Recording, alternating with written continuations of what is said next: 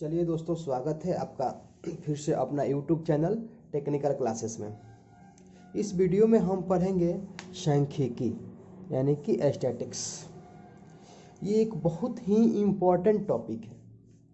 इस टॉपिक से हर एक एग्ज़ाम में, चाहे रेलवे हो या एसएससी हो, कोई भी कॉम्पिटिटिव एग्ज़ाम हो, उसमें 1 से 2 क्वेश्चन निश्चित ही आना है। ठीक है, तो इसमें हम सबसे पहले देखेंगे क्या क्या पढ़ना है। ठीक है, इसमें आपका सबसे पहला टॉपिक जो है सांख्यिकी में आ जाएगा माध्य।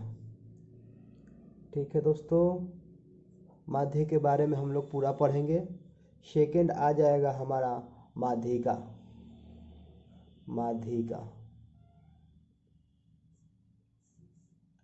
थर्ड आ जाएगा बहुलक। चौथा आ जाएगा दोस्तों परिसर। पांचवा आ जाएगा आपका माध्य विचलन।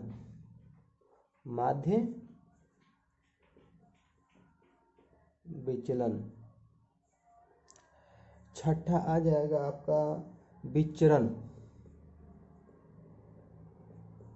इसी को एग्जाम में कभी कभी प्रसार या प्रसारण भी पूछ लेता है। ठीक है, और सातवां टॉपिक आएगा हम लोग का दोस्तों मानक विचलन।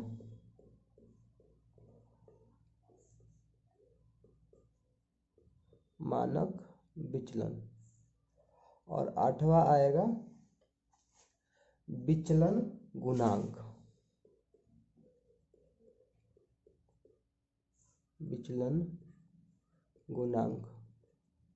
यही 8 टॉपिक में से एग्जाम में क्वेश्चन पूछता है। अगर इसको हम पूरा बढ़िया से अगर समझ गए तो फिर एग्जाम में सांख्यिकी का टेंशन खत्म।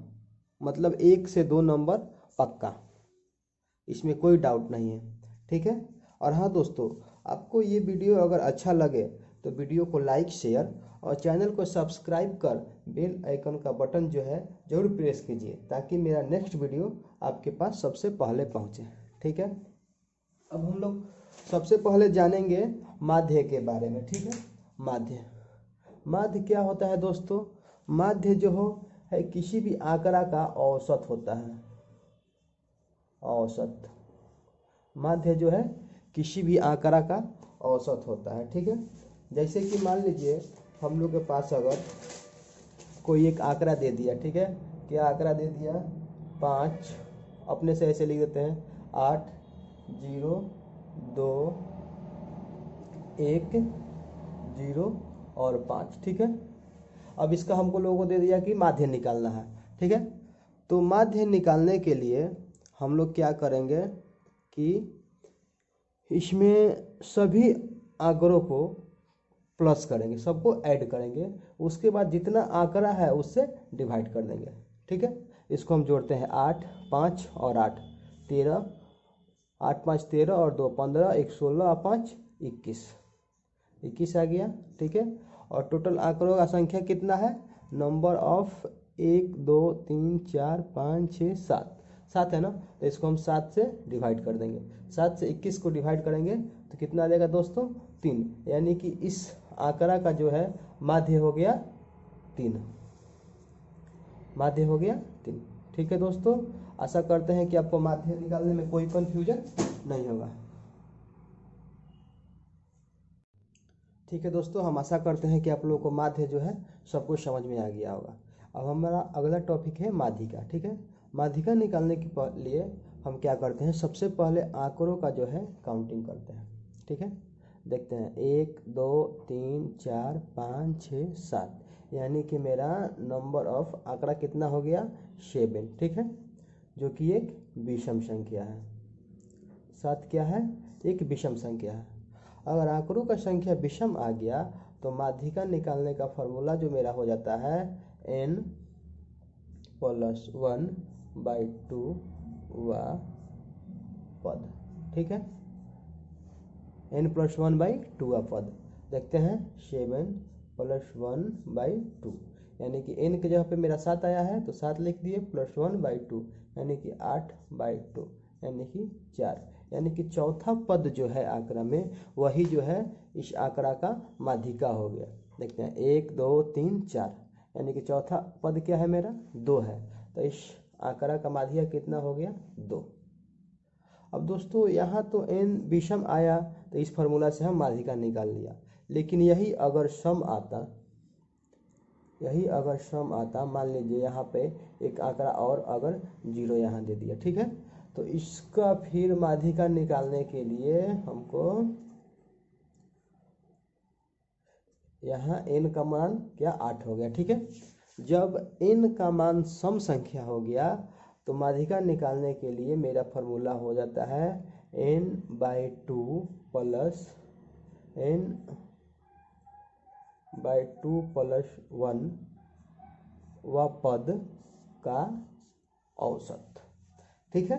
तो n/2 यानी कि 8/2 करेंगे तो 4 और इसमें 1 जोड़ेंगे तो 5, यानी कि चौथा और पांचवा पद आएगा, उसका अगर औसत निकाल देंगे तो वो मेरा माध्यिका हो जाएगा, ठीक है। तो चौथा पद क्या है 1 2 3 4 यानी कि 0, पांचवा पद क्या है 2/2 यानी कि 2/2, 2 से 2 कट गया, आंसर कितना आ गया 1, यानी कि इस आंकड़ा का माध्यिका कितना हो गया 1, ठीक है दोस्तों, यहाँ तक समझ में आ गया। अब तीसरा चीज है हम लोग का बहुलक, ठीक है। बहुलक देखते हैं दोस्तों। बहुलक का मतलब होता है जो सबसे अधिक बार आया हो, ठीक है। तो इस आंकड़ा में सबसे अधिक बार कौन आया देखते हैं। 0 कितना बार आया है, 0 मेरा आया है 3 बार। 5 कितना बार आया है 2 बार, 5 जो है 2 बार आया है। 2 कितना बार आया है 1 बार। 8 कितना बार आया है 1 बार, यानी कि 0 जो है सबसे अधिक बार आया है 3 बार। तो इस आंकड़ा का जो है मेरा बहुलक हो जाएगा, इस आंकड़ा का बहुलक हो गया 0, ठीक है दोस्तों। बहुलक का मतलब हो गया इस आंकड़ा में सबसे अधिक बार जो आया हो, यानी कि जिसका बारंबारता सबसे अधिक हो, वो पद जो है बहुलक कहलाता है, ठीक है। और परिसर, परिसर जो है बहुत ही आसान टॉपिक है, ठीक है। परिसर का मतलब होता है जो सबसे अधिक है, सबसे अधिक, ठीक है, उसमें से माइनस कर देते हैं सबसे कम का, ठीक है। इस आंकड़ा में सबसे अधिक कौन सा है 8 है, ठीक है, 8 कर दिए। और सबसे कम क्या है 0, तो 8 - 0 यानी कि इस जो आंकड़ा का परिसर है वो 8 आ गया, ठीक है दोस्तों। परिसर में भी कोई दिक्कत नहीं है। अब नेक्स्ट यानी पांचवा टॉपिक है मेरा माध्य विचलन, ठीक है, माध्य विचलन, ठीक है दोस्तों। अब मेरा नेक्स्ट टॉपिक जो है माध्य विचलन, ठीक है। माध्य विचलन के लिए सबसे पहले हम इसका माध्य निकालते हैं, ठीक है।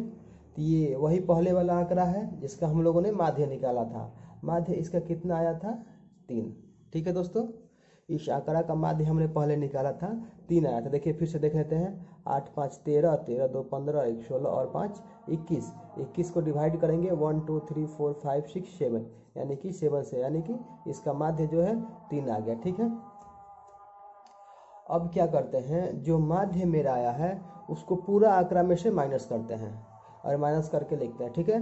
5 में से 3 गया 2, 8 में से 3 गया 5, ये 3 में से 0 गया तो 3 हो जाएगा, 3 में से 2 गया तो 1 हो जाएगा, 3 में से 1 गया तो 2 हो जाएगा, और 3 में से 0 गया तो 3 हो जाएगा, 3 में से 5 गया तो 2 हो जाएगा, ठीक है।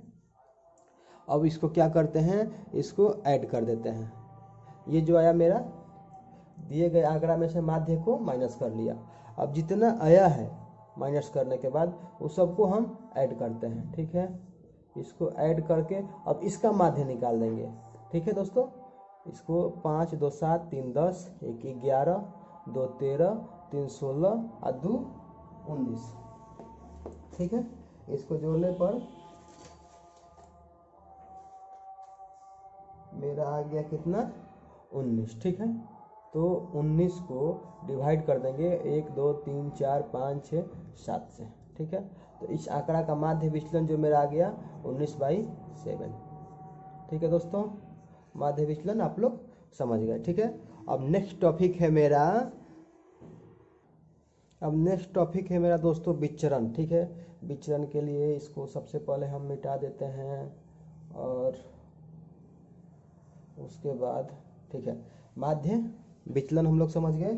उसके बाद हम लोग को समझना है अब विचरण को ही प्रसार या प्रसारण कहते हैं। ठीक है, इसके लिए मान लीजिए हमको क्वेश्चन दे दिया, एक आंकड़ा दे दिया 2 1 0 2 और 3। ठीक है, और कह दिया कि इसका विचरण निकालिए या प्रसारण निकालिए या प्रसारण निकालिए। ठीक है, अब विचरण निकालने के लिए क्या करना पड़ता है हमको, सबसे पहले माध्य निकालना पड़ता है। ठीक है, माध्य निकालना पड़ता है। तो इस आंकड़ा का माध्य निकालते हैं 2 1 3 3 2 5 और 3 8। ठीक है, और आंकड़ा कितना है 2 4 1 5। ठीक है,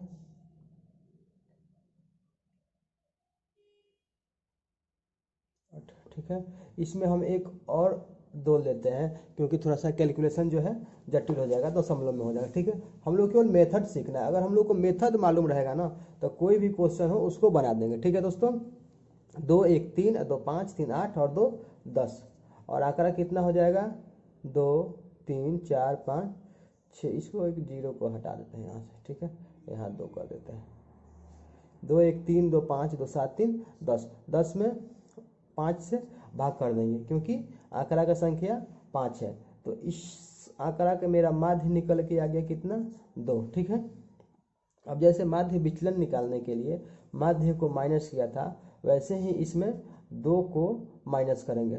पूरा आंकड़ा में से 2 को माइनस करेंगे। ठीक है, तो 2 में से 2 गया 0, 2 में से 1 गया 1, 2 में से 0 गया 0, 2 में से 0 गया 0 और 3 में से 2 गया 1। ठीक है दोस्तों, माध्य देखिए एक चीज़ क्या समझना है यहाँ, जब हमको माध्य विचलन निकालना था तो माध्य को माइनस करके जोड़ दिया था, लेकिन अब हमको क्या विचरण निकालना है। तो विचरण निकालने के लिए क्या करते हैं, आंकड़ा में से जो माध्य घटाने पे आया है आंकड़ा उसको स्क्वायर करते हैं, इसको हम स्क्वायर करते हैं। ठीक है, जो भी आंकड़ा हो उसको हम स्क्वायर करेंगे पहले। ठीक है, स्क्वायर करने के बाद जो आएगा उसको हम लिखते हैं 0 1 0 0 1 का स्क्वायर करेंगे तो 1। ठीक है, अब इसको हम क्या करेंगे ऐड करेंगे 0 0 0 1 और 1 2। ठीक है, यानी कि ये आ गया 2।